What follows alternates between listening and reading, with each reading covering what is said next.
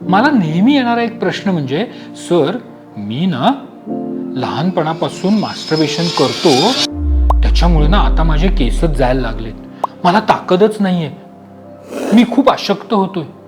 हे खरंच आहे का हो?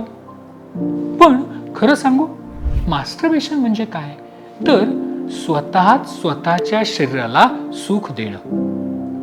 मग जर का लैंगिक संबंध ठेवून कुठलंही नुकसान होत नाही, तर मी जर माझ्या शरीराला सुख दिलं त्यातून नुकसान कसं होईल? जेव्हा माझ्याकडे पार्टनर नाहीये, आज समजा माझं लग्न झालेलं नाहीये, माझ्याकडे पार्टनर नाहीये, पण मला लैंगिक इच्छा तर होते ना, मग ही इच्छा मी पूर्ण कशी करू? मग मी कोणावर तरी अत्याचार करून किंवा पैसे देऊन कोणाबरोबर तरी संबंध ठेवून माझ्या शरीराचं नुकसान करण्यापेक्षा मी जर का स्वतः आपल्या प्रायव्हसीमध्ये स्वतःला सुख दिलं तर त्यात गैर काय? पण याच्याबद्दल इतके गैरसमज आहेत ना. संबंध ठेवल्यावरती काही त्रास होत नाही, पण मास्टरबेशन केल्यावर केस गळतात, अशक्तपणा येतो, कमजोरी येते, त्याला संबंधच ठेवता येत नाही. हे सब कुछ झूठ आहे. मास्टरबेशननी खरं तर काहीच अडचण येत नाही. सो मास्टरबेशन इनफॅक्ट मी म्हणतो की चांगलं आहे. चांगलं का तर आपल्याला इच्छा झालेली आहे, आपल्याकडे पार्टनर नाहीये, तर दुसऱ्यावर अत्याचार करण्यापेक्षा, दुसऱ्यावर जबरदस्ती करण्यापेक्षा स्वतः प्रायव्हेटमध्ये आपल्यालाच आनंद द्या ना.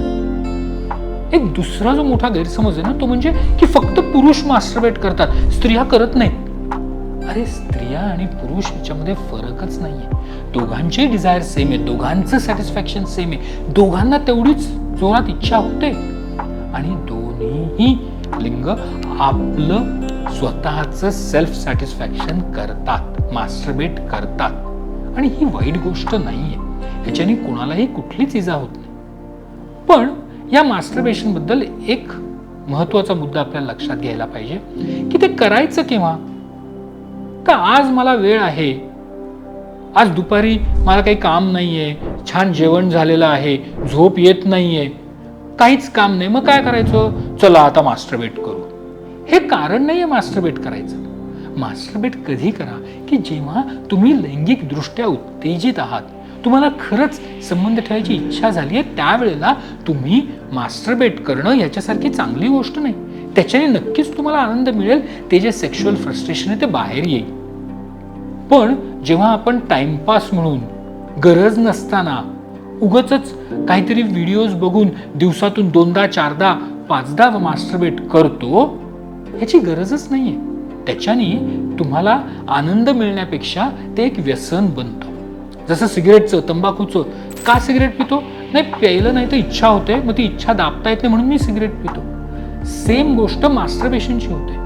सो मास्टरबेशन वाईट नाहीये, त्याचं ॲडिक्शन किंवा त्याचं व्यसन लागणं हे वाईट आहे. आणि मग हे जर व्यसन लागलं तर असे कितीतरी उदाहरणं माझ्याकडे आहेत, विशेषतः यंग ग्रुपमधले 10वी 11वी 12वीतली कॉलेजमध्ये जाणारी मुलं की ते मास्टरबेशनच्या इतक्या आहारी जातात की आपल्या अभ्यासाकडे दुर्लक्ष करतात, आपल्या रोजच्या आयुष्याकडे दुर्लक्ष करतात.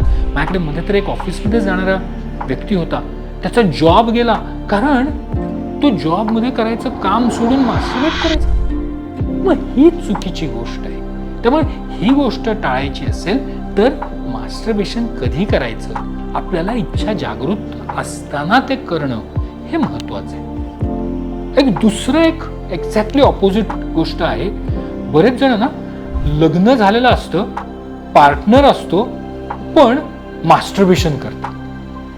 अरे आपल्याकडे पार्टनर आहे, तर पार्टनर कडून जे सुख मिळू शकतं ते मास्टरबेशन नक्कीच मिळत नाही. कारण मास्टरबेट करताना आपण आपल्या शरीराला कुठे हात लावणार, कसा हात लावणार, किती जोरात हात लावणार हे आपल्याला कळत असतं, माहिती असतं, समजत असतं.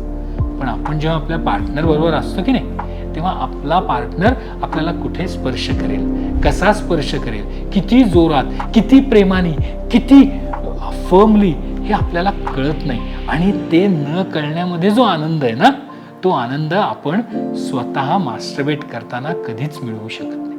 त्यामुळे पार्टनर असेल तर मास्टरबेशनपेक्षा आपण आपल्या पार्टनर बरोबर हे लैंगिक सहजीवन फुलवायचं, समजून घ्यायचा प्रयत्न नक्कीच करूया.